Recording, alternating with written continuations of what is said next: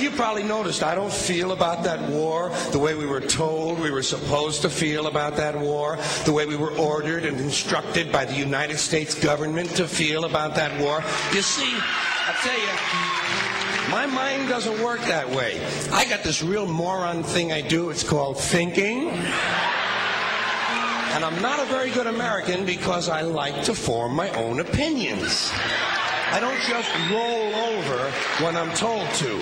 Sad to say, most Americans just roll over on command. Not me. I have certain rules I live by. My first rule, I don't believe anything the government tells me. Nothing. Zero. Nope.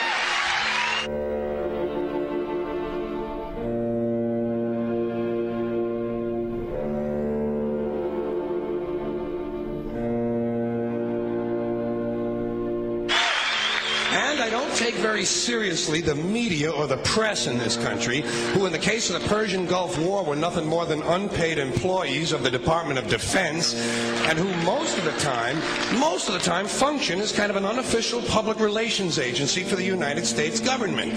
So I don't listen to them. I don't really believe in my country. And I gotta tell you folks, I don't get all choked up about yellow ribbons and American flags. Now, to balance the scale, I'd like to talk about some things that bring us together. Things that point out our similarities instead of our differences. Because that's all you ever hear about in this country is our differences. That's all the media and the politicians are ever talking about, the things that separate us, things that make us different from one another. That's the way the ruling class operates in any society. They try to divide the rest of the people. They keep the lower and the middle classes fighting with each other so that they, the rich, can run off with all the fucking money. Fairly simple thing, happens to work. You know, anything different, that's what they're going to talk about. Race, religion, ethnic and national background, jobs, income, education, social status, sexuality, anything you can do, keep us fighting with each other so that they can keep going to the bank.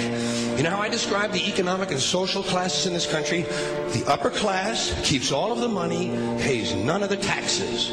The middle class pays all of the taxes, does all of the work. The poor are there just to scare the shit out of the middle class. Keep them showing up at those jobs. Politicians know that word. They use it on you. Politicians have traditionally hidden behind three things: the flag, the Bible, and children. No child left behind. No child left behind. Oh, really? Well, it wasn't long ago you were talking about giving kids a head start. Head start, left behind. Someone's losing fucking ground here. But there's a reason. There's a reason. There's a reason for this. There's a reason education sucks, and it's the same reason that it will never, ever, ever be fixed. It's never going to get any better. Don't look for it. Be happy with what you got. Because the owners of this country don't want that. I'm talking about the real owners now. The big, the wealthy, the real owners, the big wealthy business interests that control things and make all the important decisions. Forget the politicians. They're irrelevant. The politicians are put there to give you the idea that you have freedom of choice. You don't. You have no choice. You have owners. They own you. They own everything. They own all the important land. They own and control the corporations. They've long since bought and paid for the Senate, the Congress, the state houses, the city halls. They got the judges in their back pockets, and they own all the big media news, all the big media companies. So they control just about all of the news and information you get to hear. They got you by the balls. They spend billions of dollars every year lobbying to get what they want.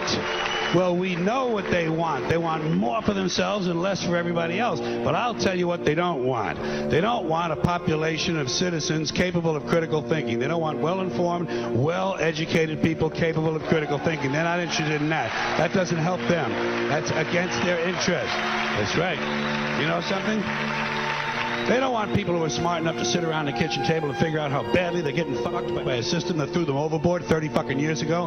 They don't want that. You know what they want? They want obedient workers. Obedient workers. People who are just smart enough to run the machines and do the paperwork, and just dumb enough to passively accept all these increasingly shittier jobs with the lower pay, the longer hours, the reduced benefits, the end of overtime, and the vanishing pension that disappears the minute you go to collect it. And now they're coming for your Social Security money. They want your fucking retirement money. They want it back so they can give it to their criminal friends on Wall Street. And you know something? They'll get it. They'll get it all from you sooner or later because they own this fucking place. It's a big club, and you ain't in it.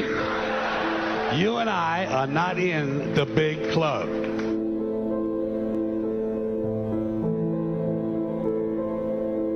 The greatest form of control is where you think you're free when you're being fundamentally manipulated and dictated to. One form of dictatorship is being in a prison cell and you can see the bars and touch them. The other one is sitting in a prison cell but you can't see the bar, you think you're free. What the human race is suffering from is mass hypnosis. We are being hypnotized by people like this. Newsreaders, politicians, teachers, lecturers. We are in a country and in a world that is being run by unbelievably sick people. The chasm between what we're told is going on and what is really going on is absolutely enormous. The greatest hypnotist on planet Earth is a oblong box in the corner of the room. It is constantly telling us what to believe is real. Historically, the control and manipulation of political opinion has been the Freemasons' main weapon in gaining control of countries and states. Once in control of the rulers and politicians of a country, laws and political structures could be changed in accordance with their agenda. However, since restricting the body does not necessarily mean restricting the mind, the Freemason recognizes that their plan for a global government hinges completely on subduing the masses to their agenda, and thus eliminating opposition to their cause. And the greatest threat to their plan, posing more danger than any army or law, is the threat of a free-thinking mind. In order to eliminate this threat and to achieve their objective, the Masons have set about the boldest plan ever devised: the complete control of every aspect of human life, your life. And the weapons they are using against you are in your very homes, entertaining you and your children, and gradually indoctrinating you without you even realizing.